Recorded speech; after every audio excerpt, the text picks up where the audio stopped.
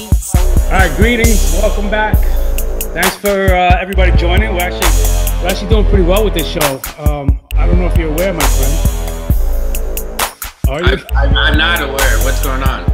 So we've been reaching new numbers. Just so you know, in case you're wondering what you tuned into, if this is new for you, this is Roto RX, aka your fantasy prescription. We call it that because we're trying to give you some advice, and we also have the Good Doctor. I'm Andy Singleton, People's Pen on Twitter. My buddy over there is Tahal Bedek, Lord Bedek of Razzball, and we're going to do a lot of stuff today. As always, we try to jam-pack these shows, so we're going to go through, I'll just run them off to you.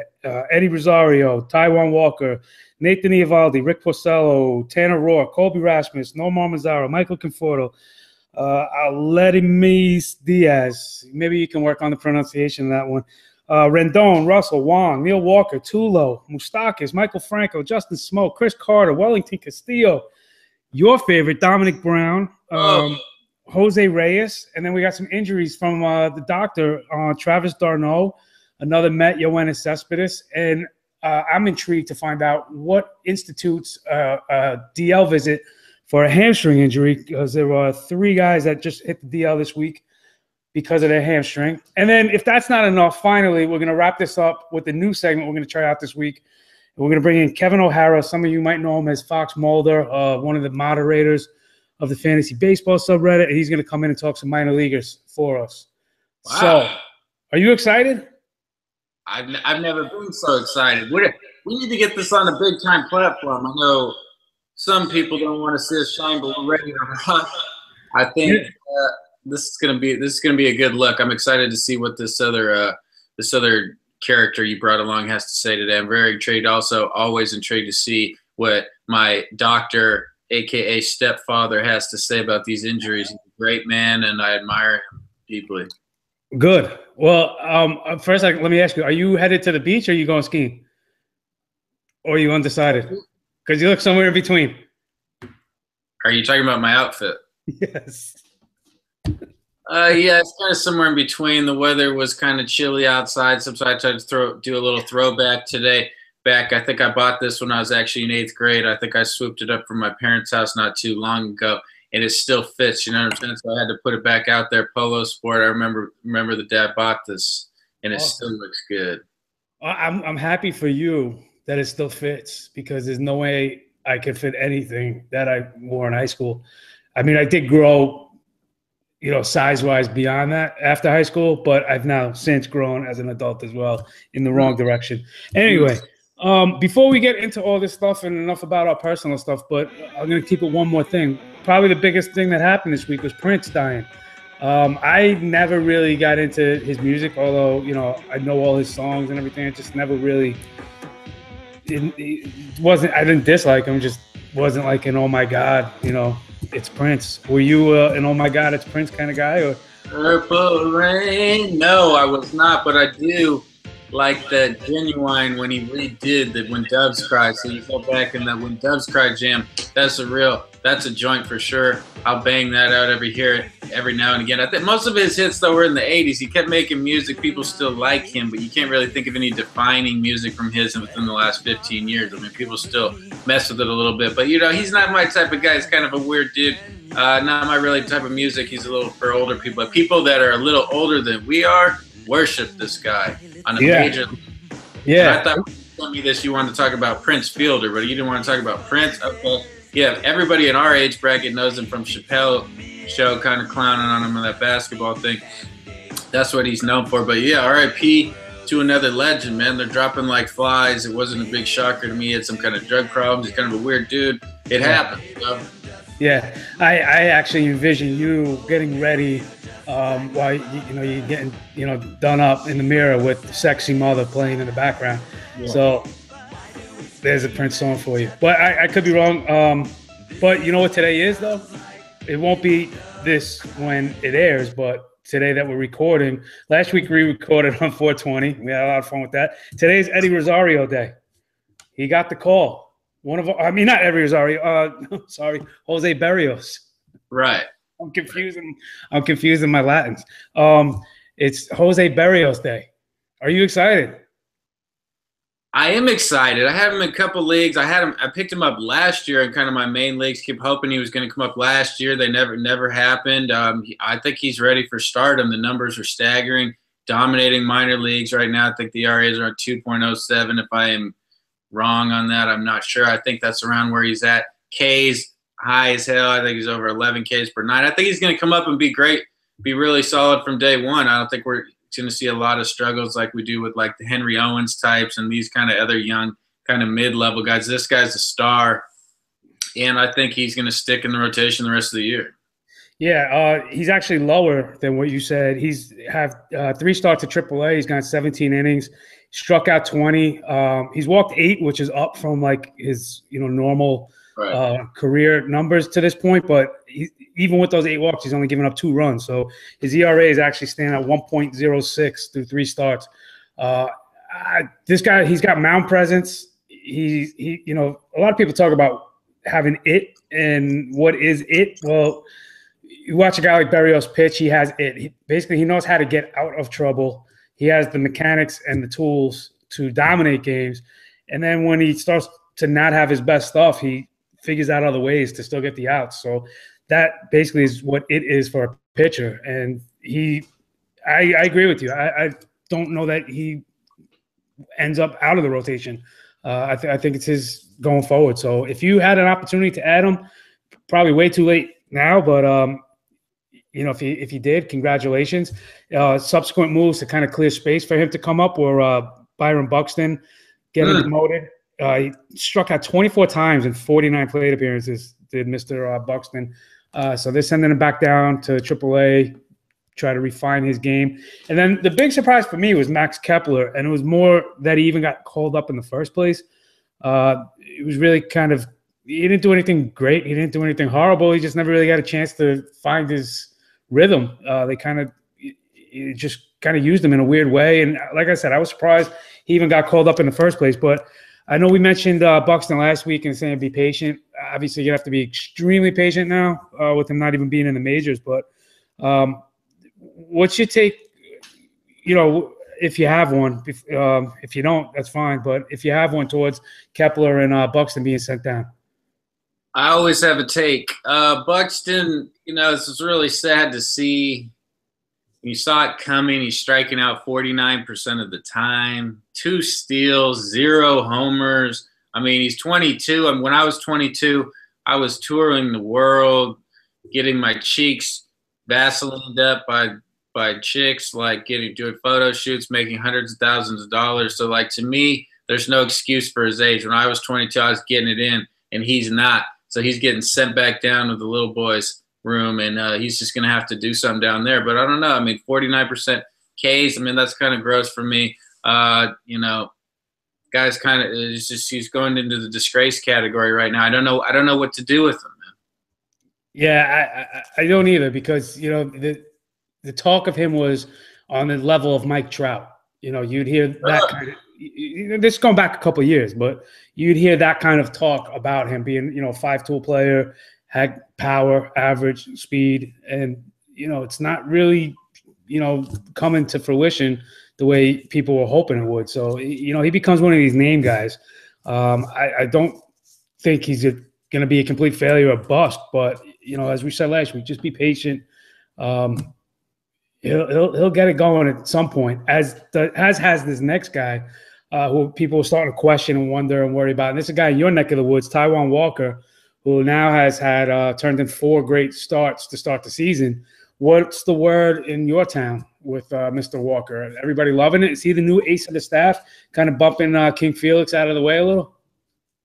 King Felix is still the ace around here. It's the King's Court out here. He's the king, but Taijuan is definitely the prince up in here, up in Seattle. He's getting it in right now. He's kind of a year too late. I was taking him everywhere last year, predicting greatness, and he had the nice run toward the middle late season where he was pretty dominant. And then this year he's been great the whole time. I mean, I think he's had maybe one. They're all pretty decent starts, and he's had the last 2 games particularly have been great. 11 Ks. The Astros are susceptible to the K, obviously, but he had 11 Ks a second or third time in his career. He's only 23 years old. I mean, this dude's the real deal. And if you drafted him this year, as I suggested, kind of in the mid to late. Right, these are the guys you got to find, like the Garrett Coles of last year, the Sonny Gray. You got to get these guys a year early, and then the next year they're going like third round, fourth round. These are the guys you got to hit.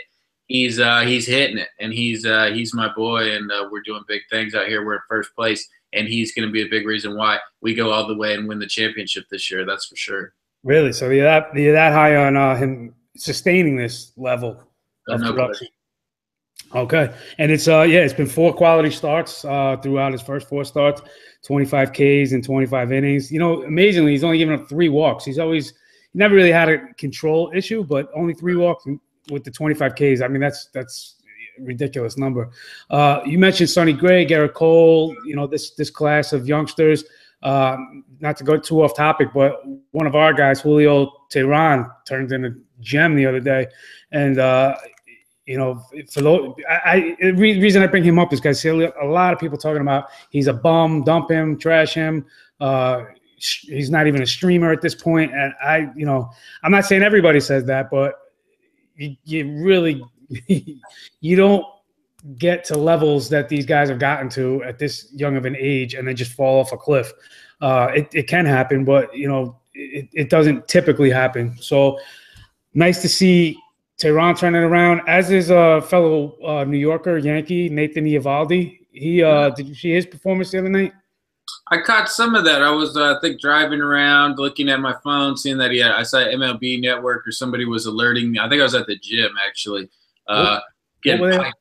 But I think it was, I got the notice that he was throwing a gym, a no-hitter, and then I saw it was broken up. Yeah. Okay. So just so I don't think you're aware of this. I had a little rant on this. I posted a post on Twitter about no-hitter etiquette, and I got trashed for it. Nobody appreciated it. I actually got called out by somebody being fake. It was just a nightmarish scene for me with the no. Yeah, exactly. But basically, my whole position on this was I'm watching Eovaldi. I just traded for him, so I obviously wanted to watch him, see what he did. I'm watching the box score. See, after 3 innings, he's still got no hits given up. After 4 innings, I tune in now. I left the Thunder game. The Thunder were playing who did they just eliminate? Dallas, right. I left that game to watch Eovaldi pitch. Has the 1 walk, still no hitter through 5. Nobody's mentioning anything. Then all of a sudden, after 18 outs, after the 6th inning, they start talking about it on the Yankee broadcast. Oh, he's got a no hitter going. He's got a no going. No hitter. Next thing you know, first at bat of the 7th, obviously gives up the hit. No gone. And I just didn't think it was kind of like a Sandlot-ish moment, you know. The great movie The Sandlot, where these superstitions in baseball, you don't mention a no hitter during a no hitter. Of course, I'm saying this kind of tongue in cheek, but you know, there is some truth to it. How's your take on a no hitter? There's no crying in baseball. That's not Sandlot. That's yeah. My personal favorite baseball movie. Okay.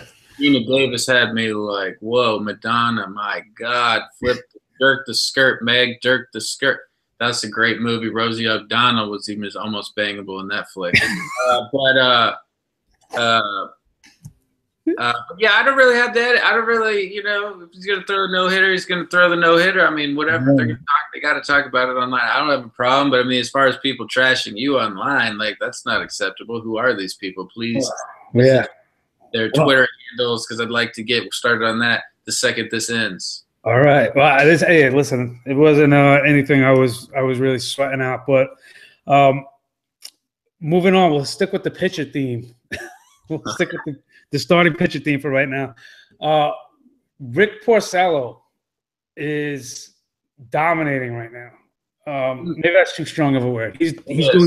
He's doing really well right now.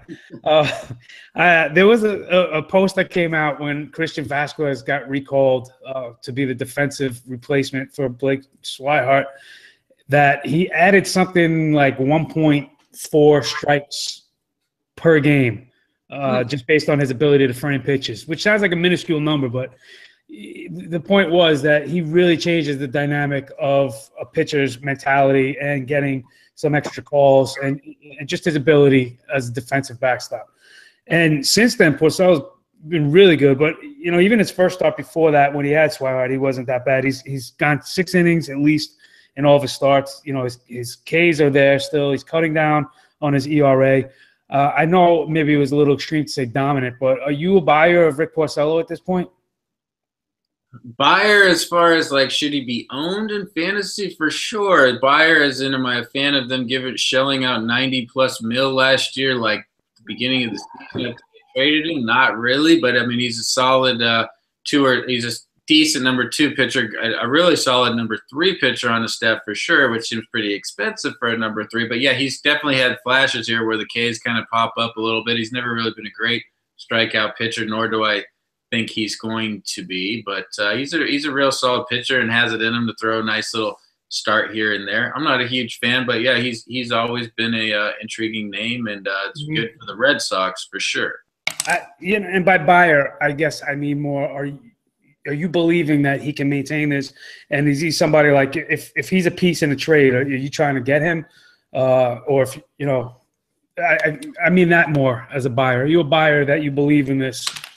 I'll take him. I'll take him back in a trade in a multiplayer trade. If I'm getting him back, he's the guy you're comfortable throwing out there pretty much against anybody. I think he'll be fine going forward. Is he an all-star? No. Is he a decent fantasy pitcher? Yes. Do I get excited about him? Negative. Did you get excited to see your boy Henry Owens? He finally got called up. I regret a couple statements I made about Henry Owens being a good baseball player, because he's quite frankly not, and his hair was quite majestic. But as far as him being a player that I respect, I just dropped him for Jonathan Gray, I believe. So I think that sums it all up. That no, I don't respect him. Nice strikeout pitcher. The guy has no control. It's been like every count is a full count, and he just couldn't get it done. And he was staked with the league, couldn't get the job done. It's embarrassing. He looks shook over there. And he's sitting over there in the dugout just looking like a little biznatch. I got no respect for Henry Owens right now. So he's going to have to earn it back against your Yankees on Friday night. Is he going to do it? Maybe, because the Yankees look like dog dick. Yeah, right now they do. But they got Eovaldi, so things are looking up. You mentioned his hair. He kind of reminded me of Kelly Leak watching him out there on the mound. Yeah. Looked kind of like that to me.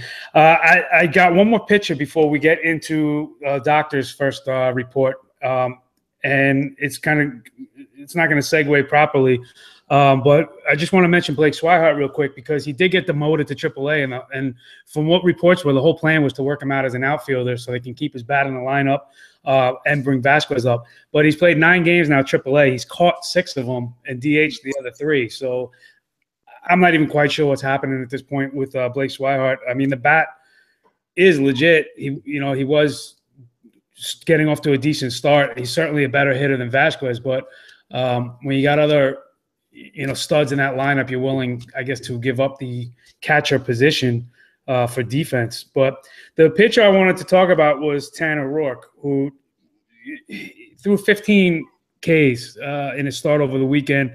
He only had 9 total strikeouts in 3 starts prior to that. My feeling is the ERA is good. The whip is bad. It's kind of a trade-off there. But he is in the rotation of a first-place team, and he showed you he can do this. He showed you he can be reliable every fifth-day starter. It was 2014, but still, he's got some track record to him. Are you going to chase these 15 Ks from Tanner Roark, or are you letting somebody else pick him up? Because he's mostly available. Oh, I'm sure he is. Yeah, I must have missed that 15K performance. I was at the strip club for 48 hours straight this weekend. I must have missed the big news on Tanner Roark's big day. Yeah, he's 29 years old. He's never really had anything close to this kind of K rate before. He's up at 9 right now, obviously just because of that game. He's never had anything above like 6, I believe, his whole career. Anything he's usually below around 5, I believe. And so do I expect that to continue? No, but some guys do get it together when they're a little older, 29, 30. I mean, some people peak late. I mean, I'm hoping I'm bloomed once early, now I got to bloom again here. So I'm hoping I hope Tanner Roark, if he's like me and we're both doing this right now, we got Roto RX, he's got 15 Ks. We're basically in the same position right now. So I'm hoping it works out for both of us. Aren't you like a perennial? Don't you bloom every year? There was a few rough years in between. We could get into that on another show. All right. 48 hours. Were you working or a patron? Patron. Okay. All right. Let's bring in the doctor. Let's do it. Travis d'Arnaud went to hospital for special surgery yesterday, I believe, which makes that Tuesday. I don't even know what day it is. I'm going to say the 25th. What is the doctor? Mystery prone. Hey guys, Dr. Parekh here, the fantasy doctor, talking to you about Travis d'Arnaud. He is on the disabled list. Mets catcher, has a right rotator cuff strain. Now, if you look at the rotator cuff, there are a series of muscles that end in a tendon that attaches to your humerus or your arm muscle, and they are important for allowing you to cock your hand back and to throw as well, and to have good follow through. If you have a strain that causes a lot of pain when you're doing those motions, and for a catcher who's right hand dominant, this can become a big issue. So rotator cuff strains typically can be treated with rest, anti-inflammatories, and performance training, looking at the biomechanics and looking at ways to take some of the pressure off that rotator cuff muscle group.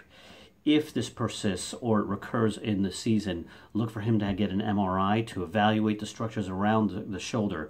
But from my estimation, he should be back on the playing field within 2 to 4 weeks with minimal to no discomfort. This can be managed in and around game times with steroid injections right into the space, bathing the rotator cuff muscles with some steroids to help try to calm down the pain and the inflammation during the games itself. So 2 to 4 weeks, more on the 2-week side versus the 4-week side, and we'll just watch him through the season to see how this goes. I love his new greeting. Hey guys, I like that he's on his big sexy. He was like, hey guys, and then he's pimping out here. He's dropping knowledge. d'Arnaud, yeah, Mr. Injury Prone himself, Mr. Met, Mr. Trade for who was all in that trade? That was in the Dickey trade. That was the Dickey trade. That was Syndergaard and d'Arnaud. And d'Arnaud was like the prize, or was perceived to be the prize. Yeah. So right, he was a monster prospect. Yeah. Yeah. That doesn't sound good for a guy that is. You're looking at him at catcher, obviously for offensive reasons, especially in fantasy. If he is able to stay in the lineup, I mean, it's more going to be for his defense because he's the best option the Mets have. But he wasn't really doing anything to, fly off the handle for me anyway. Now he's nursing an injury. He's injury prone, as you said. I'm backing off severely. I mean, I don't know what else to say about d'Arnaud. I don't think it's a big mystery. What's that? Humped and dumped. He's done. Yeah. I like him. I mean, he showed me a little bit last year. I was kind of excited I thought their lineup would be improved this year, definitely with Cespedes all year, a full year of d'Arnaud. Obviously, I was pipe dreaming, thinking d'Arnaud would actually play a full season, so that's out the window.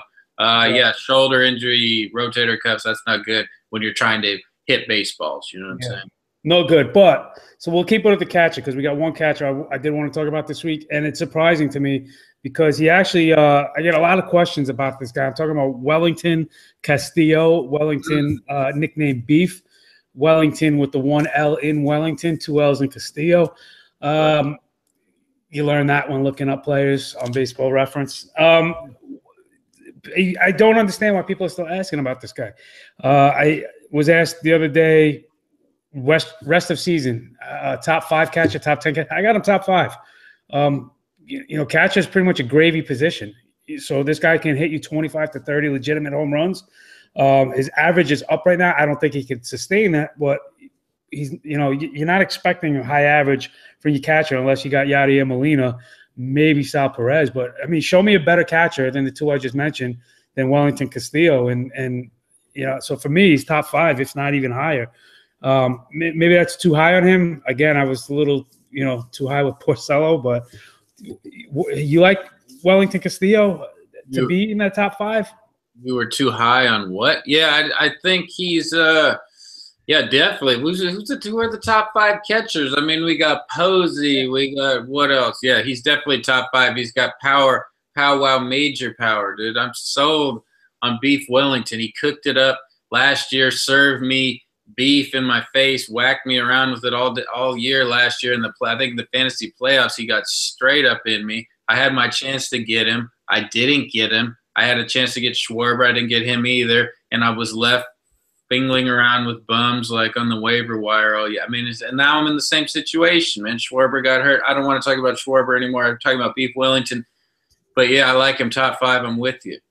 All right. Every time I think Beef Wellington, I think Gordon Ramsay. It seems to be a staple on Hell's Kitchen.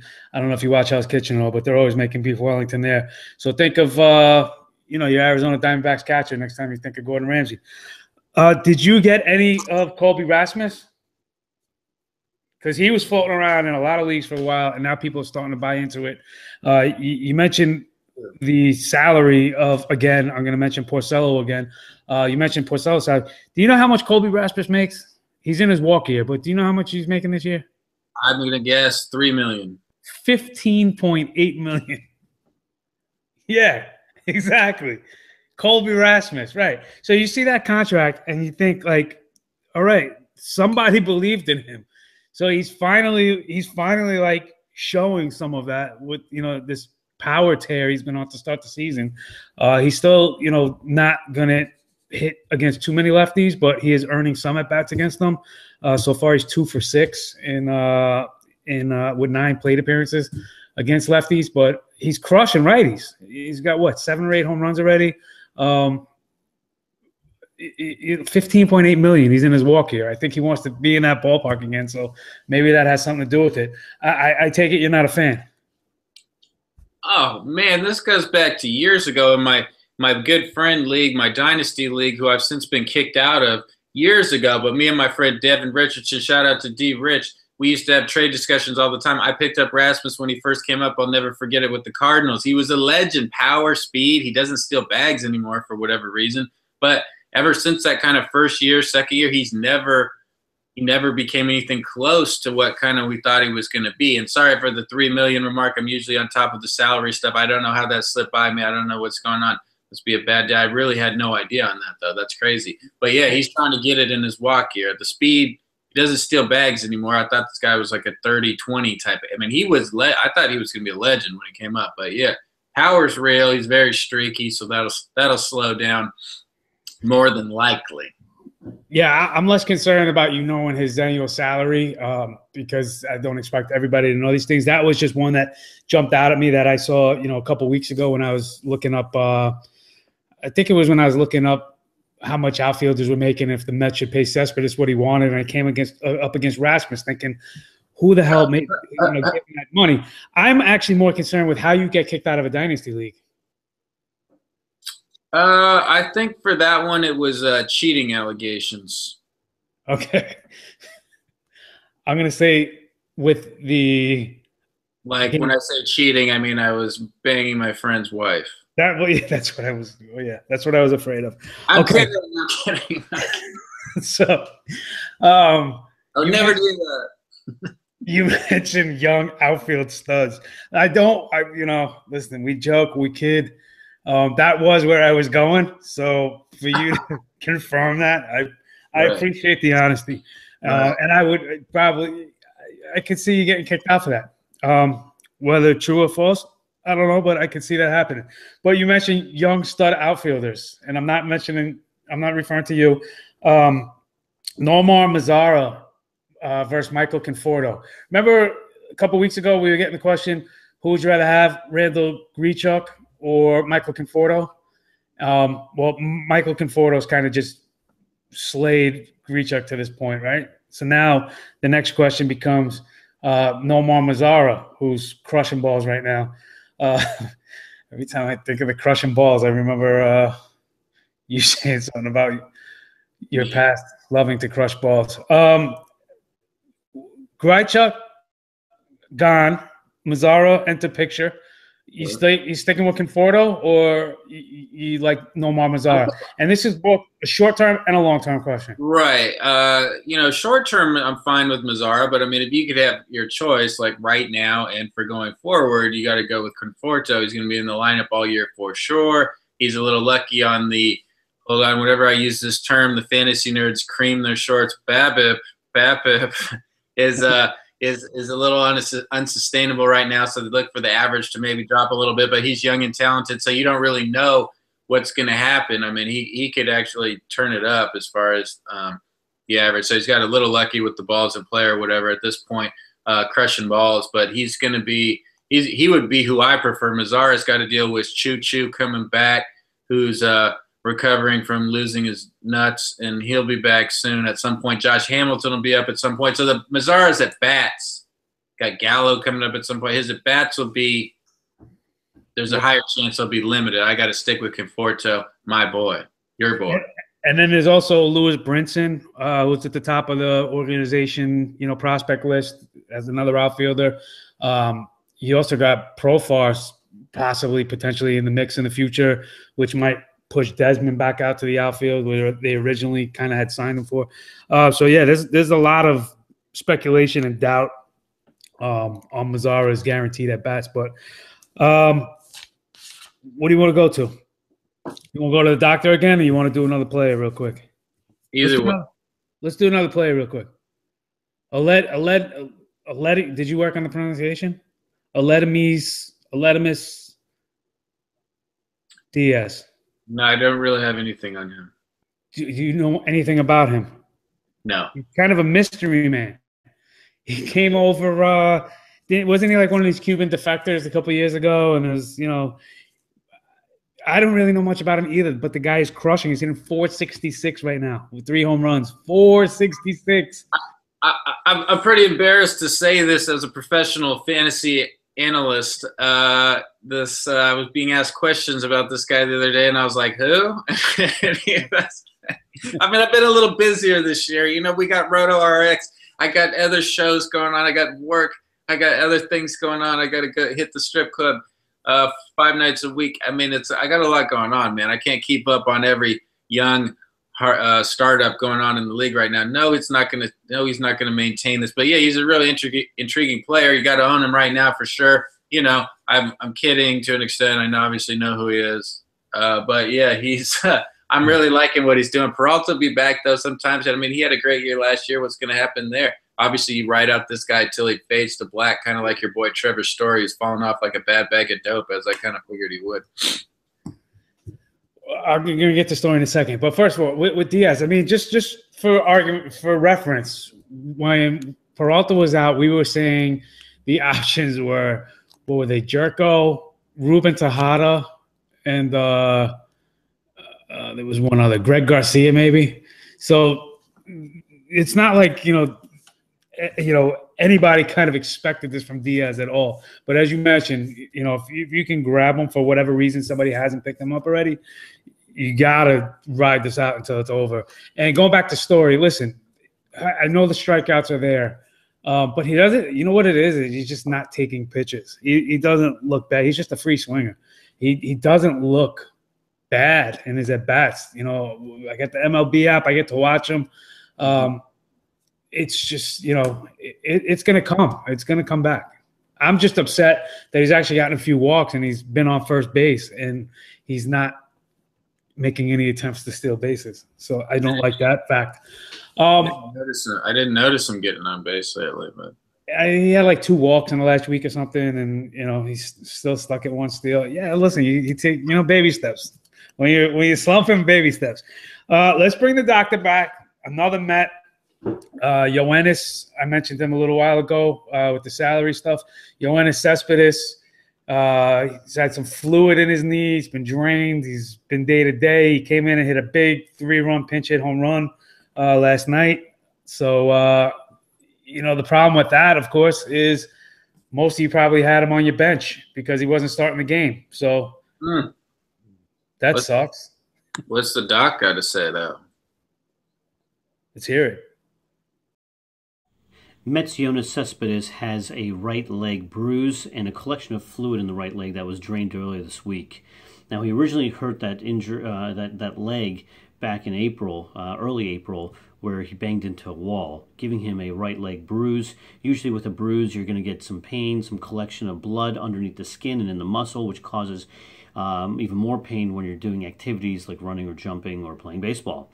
So earlier this week, he ended up sliding and re-injured that leg. And he's had a collection of fluid in that area. A needle was put into that area and the fluid was drained, but he continues to be sore. My guess is this is not going to be a long-term issue for him. Look for him to be out maybe another week or so, but as the muscle soreness decreases, as this continues to heal, he should be back to normal in no time at all. So under 2 weeks from my standpoint for him to be back to normal, and he'll move on and hopefully be productive for the Mets. Sweet. I'm a big Cespedes fan. I think we've talked about that. Not really much to say. If he's in your lineup and he's healthy, start him. There's nothing really much to talk about. Doctor's notes, words are encouraging towards him. We're going to try to rifle through some of these guys. You know, we're getting a little delayed on time, as we always do. Former Mariner, former Ranger, top-end prospect. He's now in Toronto. Justin Smoak is going to get the lion's share of at-bats at first, or at least he's going to be given an opportunity for them. I'm not a believer. People are a little encouraged by his season so far this year. I'm still not a believer. And I'm coming from a team that had a desperate need for a first baseman, and I still was not a believer or buying in. Am I missing something with Smoak? Is it all smoke and mirrors? No, this guy is a total butt plug, dude. He's just useless out here in Seattle. We traded he was in that big trade we did. Didn't work out really at all for us. Justin Smoak. We traded Cliff Lee for him. We thought he was a huge prospect for a long time. Not getting it done. He's got power, but he's got some real interesting stats this year. He's hitting 207. 207 this year, 0 homers, but get this, his BABIP, moment of silence for the nerd who just nutted in his shorts when I use that term, and then but his BABIP is 545. So this guy's hitting 207 with a 45% K rate, and somehow the balls in play are going at 545. I mean, this is insane. This guy's been absolute hot ass this year. Why is anybody? Of course, he's in the lineup. He'll probably, poke a couple lucky homers, but his bat's slower than anything I've ever seen. I don't respect him. We don't like him out here on the west side. We don't like him out here. He's welcome to stay up there in Canada, maybe full time after he retires. He fits in better up there. So the answer is no. So I made the right choice in passing on Smoak. Well, yeah. All right. Well, fair enough. Another first baseman that I actually wish I had thought more highly of entering this season was Chris Carter. He made the move from Houston to Milwaukee. Milwaukee's, decent park to hit home runs in, and he's a home run hitter, and he's been off to a pretty good start so far. And he doesn't get a lot of mention, but the reason I say he doesn't get a lot of mention is because he's actually being sneaky productive, and the average is probably going to come down a little bit. The power will probably remain. He's almost an all or nothing kind of hitter, but he's going to get you, a handful of home runs and stuff. He's a guy, like, if you're in need of a first baseman, as I mentioned, I wound up getting Pujols, so I'm not anymore, right before this home run streak. But if you're in need of a first baseman or, corner infield or something like that, Carter is not necessarily the hugest name. So he's somebody you might be able to, kind of target on the cheap end. You like Carter? You dislike Carter? I'm saying Carter. I feel like Jackie Chan in Rush Hour. Yeah, shout out to Jackie Chan. Shout out to Chris Tucker, who seemingly has never done any movies other than Rush Hour, Rush Hour 2, and Rush Hour 3 since then, or in between that. I feel like he's done absolutely nothing. Big shame there. It's something I'd like to spend a lot of time talking about. Where has this guy gotten? This guy's the best African-American comedian there was as far as movie star. That he goes away, and now we're stuck with what's Kevin Hart, whose movies all are hot garbage. I'm not effing with him. I'm not playing with Chris. I miss Chris Tucker, man. Shout out to him. I love that guy. But yeah, Chris Carter. I know I'm not one to toot my own horn, so I don't want to get into that. But yeah, I had Chris Carter pegged for a nice season this year, going to Milwaukee. Great hitter's park. You know he's going to hit a bunch of jacks. The average is, like you said, not sustainable whatsoever. But, I mean, if he can hit 230, 240 and hit 30 to 35 bombs, I mean, that's if you're weak at first base, or I play in some leagues where you have a first base / third baseman, you get him in there, at least ride him out when he's in the middle of these hot streaks. We all remember, what was it, 2 seasons ago where this guy just finished like an absolute monster with the Astros. The numbers were insane. So you know he's got it in him. I mean, the average is going to drop. Kudos to you for getting Pujols right before the home run streak. You're kind of like a Nostradamus type, and I kudos to you. Yeah, I got Pujols, Eovaldi, Jay Bruce, and Charlie Martin, who wound up on the DL. But liking it so far. We got to start flying through some of this stuff. So I'm going to go second baseman real quick. Neil Walker, tremendous, 286, 8 homers, 14 RBIs. He's loving New York. New York's loving him. He's getting the job done. Murph, who? Nobody remembers Daniel Murphy anymore because Neil Walker's here. If you got him, can pat yourself on the back. But 3 second basemen, youngsters that are really, really, really disappointing so far. I'm going to give you an option to pick one of these guys: Anthony Rendon, Addison Russell, or Colton Wong. All 3 are off to horrific starts. The only silver lining might be Addison Russell, who, even though he's only batting 234, he does have 12 RBI. But if you had to pick one of those 3 to plant your flag on and say he's going to get his act together going forward, which of those 3 youngsters would you like? Right, yeah. First of all, I've never touched Wong before in my life, except once in South Korea when I was visiting some friends. But there's I'm not – Wong's not in – no, we're not going with him. Addison Russell, I was a big believer for at the beginning of the year. The RBIs are there. The lineup is there. I think he's going to produce. I still think Rendon's got the most upside there, hitting in that lineup, see if he can recapture what he once was. And so I'd have to lean that way, although I'm a big Addison Russell fan. Neil Walker, yeah, there's a better chance of me becoming president of the NAACP than that continuing. So good luck with that. Okay. So you don't think that continues? All right. I disagree. Fair enough. Tulo, what's going on? I got offered Tulowitzki for something like really cheap in a dynasty league I'm in, and I declined. I mean, I've seen a lot of articles come out as well in the last week or two about, get out of Tulowitzki, buy his baseball card and be a fan of his. But as far as a fantasy player, sell where you can. Are you off that ship? I mean, he's still in a good lineup in Toronto, but he's really not doing much since he got to Toronto.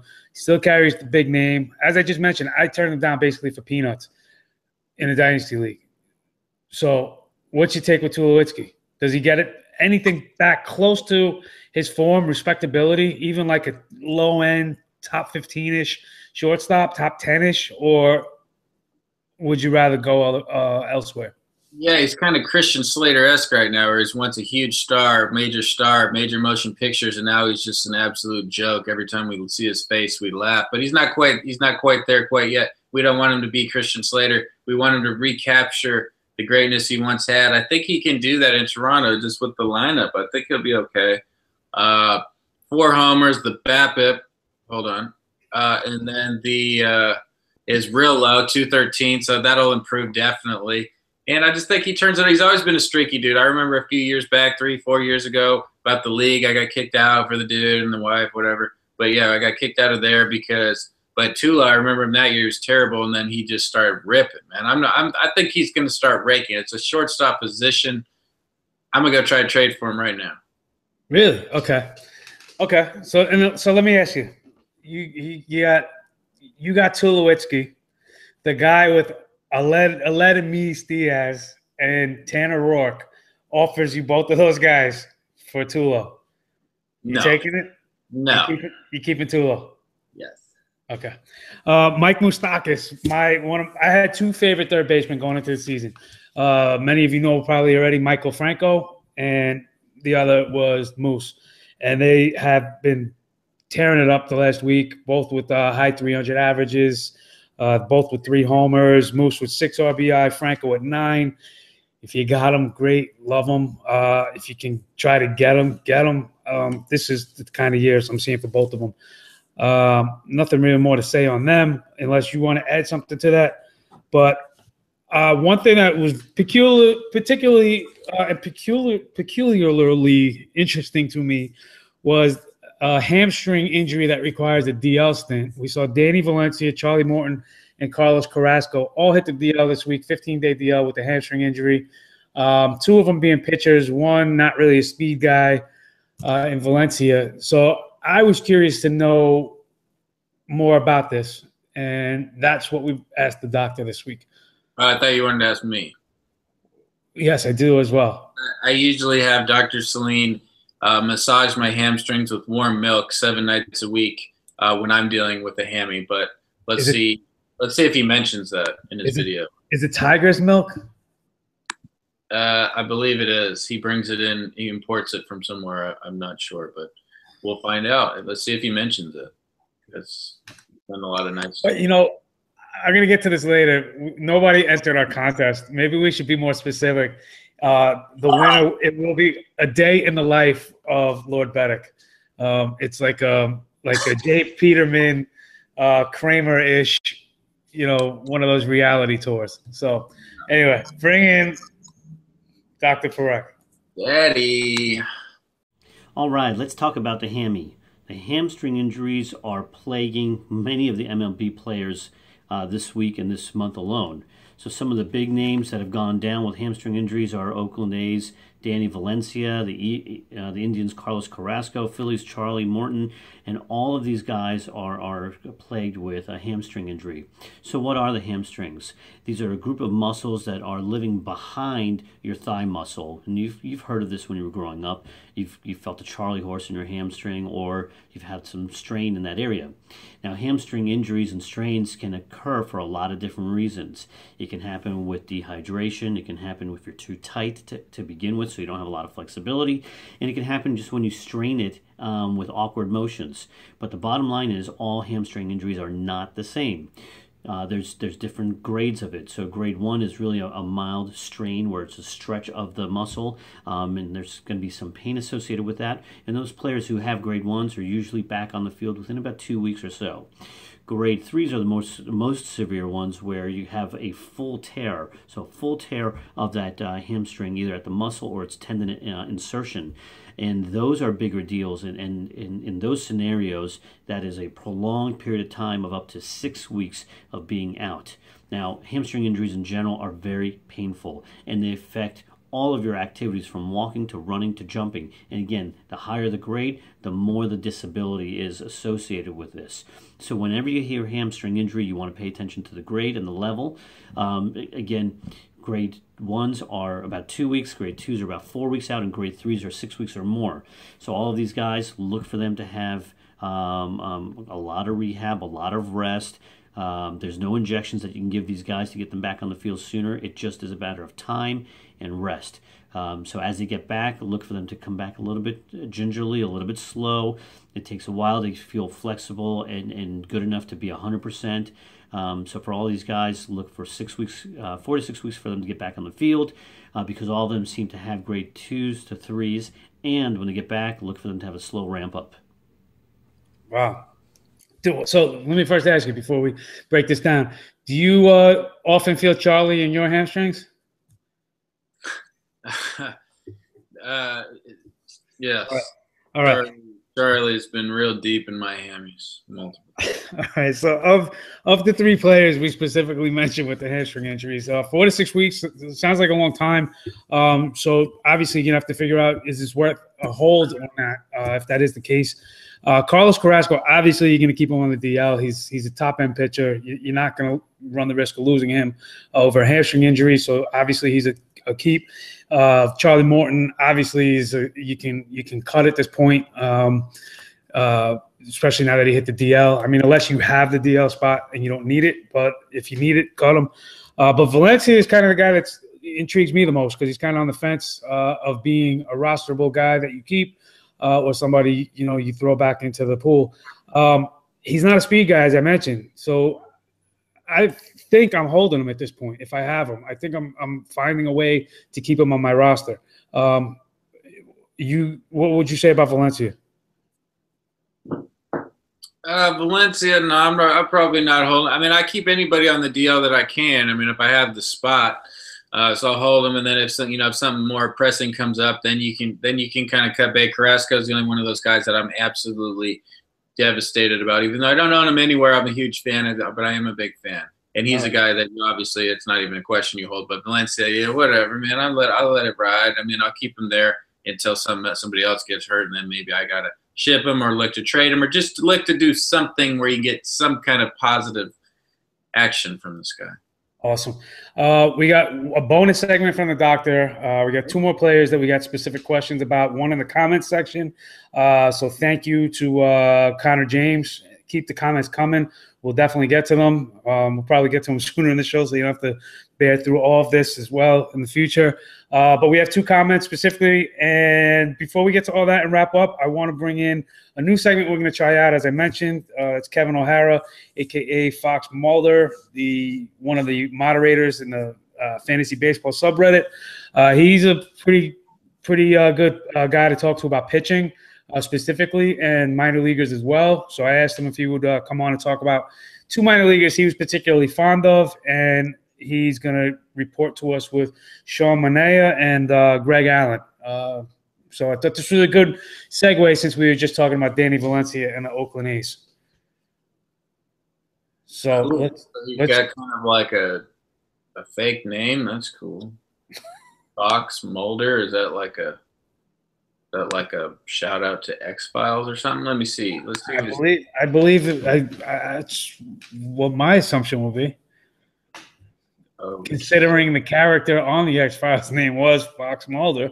Oh, it was. I just thought it was Mulder. I didn't realize his first name was Fox. That's pretty cool. It was Fox. But who wouldn't want to watch this all the way through? Are you kidding me? We should do this. 3 hours. 3 hours. Huh? Hey, Andy, I want to thank you for inviting me to the show. For anyone that doesn't know, my name's Kevin O'Hara. I go by the Reddit username Fox Mulder. Anyway, I'm here just to talk about a couple of prospects. I got 2 of them I want to talk about, Greg Allen and Sean Manaea. I'll talk about Manaea first. I'm a big fan of his. He's not exactly unknown. He's on the top prospect list. He's about number 45 on Baseball Prospectus. But I believe he's better than that. I believe he's better than advertised. I don't own him in any of my leagues, but believe me, I'm trying to get him. His stats are just filthy. I mean, he's got a 10-plus K9 over the past 2 years. And last year, he had a little bit of a control problem. Walks per 9 above 3. But this year, in a small sample, it's even better. It's at 2 per 9. I like to see that. Simple formula. Keep the strikeouts up. Keep the walks down. Great formula for success. And I watched Manaea this spring, and his fastball is live. He was hitting 97 miles an hour regularly. I've seen scout reports saying he's usually in the 92, 95 range. But if he could dial it up to 97, that's pretty good. There's not many pitchers that can dial it up that fast, especially from the left side. We got guys like Eddie Rodriguez and Chris Sale, notable guys. Rodriguez, of course, coming off the DL soon. I'm excited for that. He's got slider and changeup, both of which project to be above average. When I saw him in spring, they both seemed pretty good. He was toying with C.J. Cron, and he struck out a bunch of batters. I think it was only 3 or 4 innings that he pitched. Like 7 or 8 batters he struck out. The biggest issue with Manaea really is health. But he pitched 100 innings last year. I expect him to take a jump there. So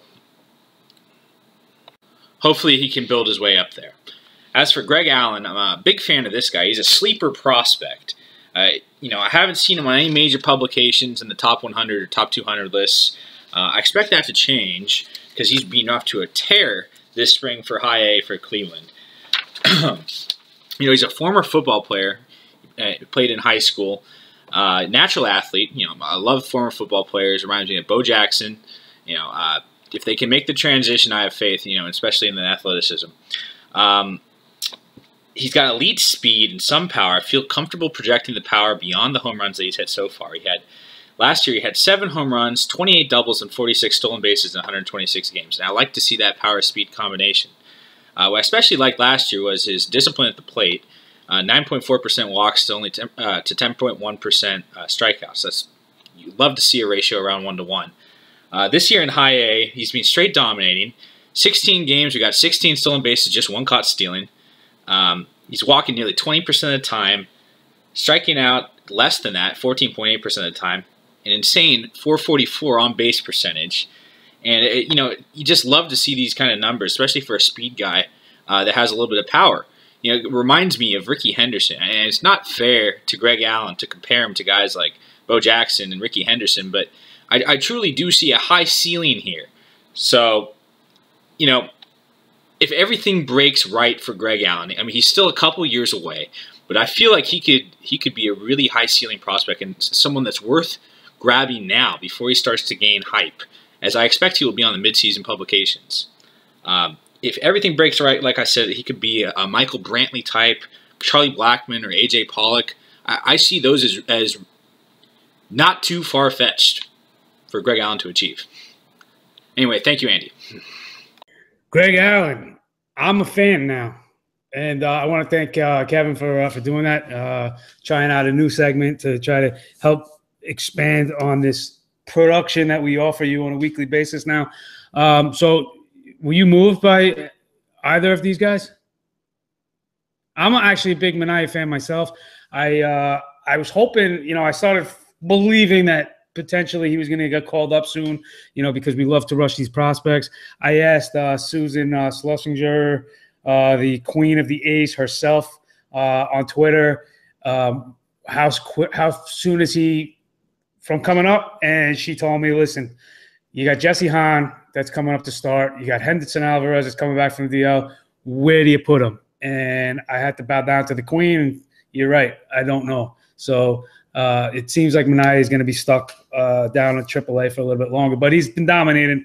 And Greg Allen, as he mentioned, former football player, power potential there, stealing boatloads of bases. I'm intrigued. First of all, Fox Mulder, this is also, I am a co-host of the show. Feel free to thank me next time as well. And Dr. Parekh. He's a very celebrated doctor around the world. He works at Duke University. I'm sure you saw the plaques. Let's not forget there next time. And then who's this chick you're mentioning? I'd like to get her on the show. Babe, we need you on board. Give me the Oakland A's scoop. We love you out here. She's the beat writer for the A's, Susan Schlesinger. I'm sure you're familiar with her. You're a Twitterer. I am, right? Yeah, she's Susan Schlesinger. I'm sorry, Susan Schlesinger. Yeah, she keeps me on the beat for sure. I'm a big fan. I like Fox Mulder too. He's a cool guy. Thanks for that on Manaea. And then the other guy, I'm really interested in the stolen bases for the other guy. He's never really been a great hitter per se. He's obviously got no power. His power is softer than Roseanne's son when it comes to hitting any kind of power, whatever. He's got a great on base percentage. I'm sure he mentioned this in the 12-minute video he just dropped, but I kind of missed it because I was doing some things. And but yeah, he steals a lot of bags. That's always intriguing. I'm in. All right, cool. So thanks again, Kevin, Fox, Mr. Mulder. So I'm going to get to the 2 questions we had specifically now. You know who was a high-end prospect because of the power-speed combination? You've suggested moving this guy to every position on the diamond because you are such a believer in his. I'm talking about Dominic Brown. Again, I want to thank Connor James for asking the question, specifically Dominic Brown. He asked this in the comment section. I really don't know why you want to know specifically about Dominic Brown. I know you. I'm going to let you take this one completely. I don't know if you. I'm sure you can write a book on Dom Brown, but tell me why he should be relevant today. I'm working on the book now. Possibly, we're looking at a couple of movie deals about this guy's story because the rest of the story hasn't been written yet. The way the story goes is he comes up due to an injury and he starts absolutely raking. I mean, he's not bad right now. He's kind of raking in AAA. He needs to be in the big leagues. 4 jacks, 15 RBIs. Show some respect to the one known as Prince Dominic. This guy came up. He's a star. I don't know why everybody's given up on him. You can't give up on talent. We know what happened to Josh Hamilton. We gave up on him. He came back. He's a legend. Dominic Brown belongs on a big league roster. He will get this right. I promise you. I promise you, Connor James. Thank you for asking that question.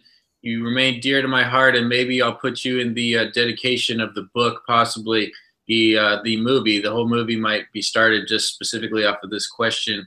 I really appreciate you. I would like to speak some sense into our viewers. Josh Hamilton was a completely different story than Don Brown. And yeah, so where did you have Don Brown preseason? Third base sleepers, shortstop sleepers, second base sleepers? You had him on some sleeper list. That was not in the outfield. It's just become a joke because people like to give me a hard time, but they don't.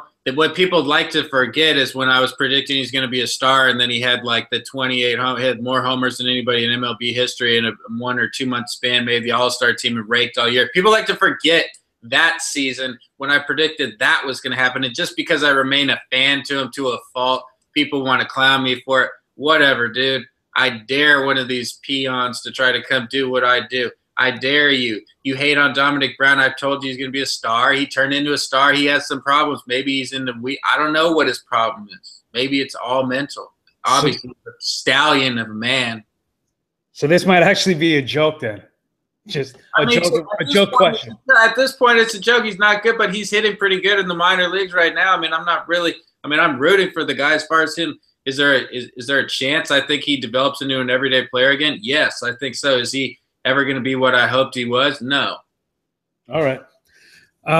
We got to fly through this because we're going long now. Jose Reyes, Dom Middog the third. I didn't mean to say that sarcastically or snootily, but AK Messiah on Twitter. I want to know real quick. What is it with people that are juniors, seconds, thirds? He's a Messiah. You're a Lord. Like, what is it?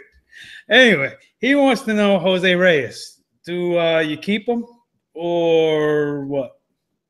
Yeah, shout out to Don the Messiah. He's a friend of mine on Twitter. He's a big Trumpkin, so that's kind of cool, or not. But either way, he's got a good spirit. And he sticks with me, even though we disagree on some things. Big Seahawk fan. Don, yes, I would hold on to him for sure. Reyes for sure. Trevor Story obviously can't hit brick, can't hit anything thrown his way right now. He's on the outs, probably end up at AAA shortly. So as soon as Reyes can get up there, we're looking good to go. I mean, I would like to see him go to another team, but yeah, he's a top 10 shortstop whenever he plays, no question, man. Hold on to him at this point. I mean, I'm hoping he comes back shortly. I mean, I don't know who you're holding on to him for. If it's costing you, you may have to drop him, but if you can afford to hold him, hold on, buddy. Hold on, Don, the third or whatever. Well, I would think the reason is because he's suspended, so he really does take up a roster spot. But I will see your Trevor Story snarky remark and top you with who's having a better season, Trevor Story or Don Brown? AAA numbers versus MLB numbers. Well, Dominic Brown has a higher batting average. He's not in the majors right now, sir. Well, I asked the doctor to give us a bonus injury update this week. I know we're at the I know we've gone an hour already, but is there any time that more doctor is not good? So I asked him to talk about Keone Kela because we had mentioned him on this show in the past as being a potential closer guy to take over the role for Tolleson. So just wanted to give you a quick update before he's completely forgotten. So let's see what the doctor says about Kela, and then we'll just say goodbye real quick and mention a couple things. Yeah, I mean, he's the only reason anybody wants anything to do with the show, so I've been told. So we'll see. Yeah, I agree. It's like minute to two doctor clips and then like 20 minutes of us rambling in between. Speaking of which, Thank you for the people watching. Appreciate it. Please, can we get you to leave some comments? We tried offering a prize just to stir some conversation. Nobody entered. It was who would be. You should have just made something up. It's never good to say nobody entered. You should have just said, "Oh yeah, we got this guy," and pretend it was like real. There's nothing to hide. The comments are there for everybody to see. You can see who commented and who didn't comment. So you can't fudge those numbers. But yeah, seriously, please leave some comments. Tell us what you like about the show, what you don't like, what we should cut out. Should we make it longer, shorter? Did you like the minor league segment? Do you like the doctor? Do you like Tahal's dog? Leave us anything you like or don't like, and subscribe to the channel, like the videos, and please share them with your friends. If you got a website, if you got a Facebook page, whatever, embed this video. Let the world see. Let's go to Keone Kela. Doctor, save me. Rangers pitcher Ken Akela ended up with a elbow arthroscopy earlier this month. Now, if you look at the elbow, it's a complicated joint that has 3 bones, 2 in your forearm and 1 in your upper arm, that sit together and move in a very complicated manner. For pitchers who through their whole life have been pitching hard, you can actually develop bone spurs in the elbow itself. And if these bone spurs break, then you end up with loose bodies in the elbow. And if those loose bodies get caught in the joint, you can have catching, popping, clicking that becomes painful and can even restrict your motion. So this can all affect a pitcher much more greatly than it could, say, an outfielder or even a shortstop. So he had the surgery, they cleaned it up, and they did it arthroscopically with 2 little incisions, maybe 3. And they're estimating about 3 months before he's back on the mound. Now, that's a little bit of a weird scenario from my standpoint, because if it was just the loose bodies or the bone spurs, he probably would get back maybe 6 weeks, 8 weeks. The fact that they're giving a timeline of about 3 months makes me believe there might have been a little bit more going on in the joint itself. Maybe he had some bone work done as well as just cleaning out the spurs and some of the loose bodies, or maybe even had some tendon work. But that would make the 3-month mark more realistic. Look for him to be nursed back when he gets back on the playing field, with the Rangers really keeping control of his pitch count as well as his velocity. If they see either of those drop off, then look for him to be pulled and to have them go even slower with him. But again, the timeline for him right now is 3 months. We'll see how this goes. If he doesn't do well with rehabilitation and with his pitch velocity in rehabilitation and even with his control of his pitching, look for this to be a little bit longer. And like I said, that was just kind of a bonus because we had mentioned Kela on the show, youngster, high K potential, closer kind of stuff in a bullpen that had an opening potentially for a closer. So wanted to get that out there for you. Thanks again for everybody tuning in. Real quick, when you lifted up your arm, I thought it was I looked down, I looked up real quick, I saw your arm up. I thought it was another dog. It looked like another minor breed. Yeah, like a short-haired something or other. Anyway, thank you everybody for tuning in. Don't forget, it is Jose J.O. Barrios Day. So kiss the Puerto Rican and enjoy it. And we'll see you next week. Thanks for tuning in. Later.